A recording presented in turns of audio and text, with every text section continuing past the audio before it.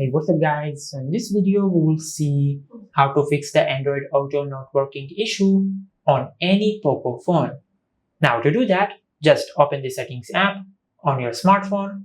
Now from here, scroll down and tap on more connectivity options. Now from here, scroll down and tap on Android Auto. Now from here, tap on Start Android Auto automatically. Now from here, if used on the last drive, just select Always or Default. Now once you have done that, just go back.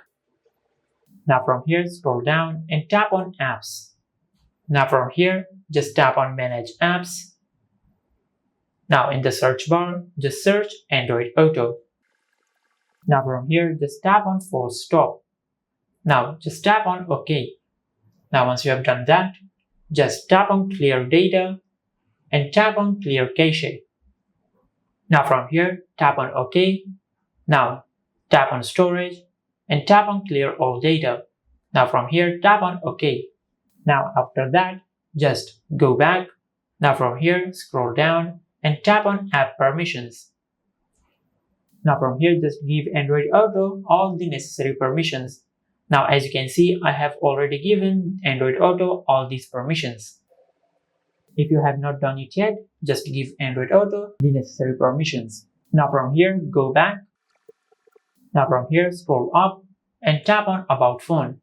Now from here, just tap on the OS name and look if you have any software updates available. If you have any software updates available, just update the software of your smartphone. And now as you can see, our smartphone software is up to date. Now once we have done that, just go to your home screen. Now from here, just press and hold the power button to reboot your smartphone.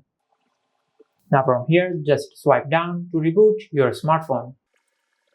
Now it will take a few seconds to reboot your smartphone and fix the Android Auto not working issue. Now as you can see, our smartphone has finished rebooting. Now just open your smartphone.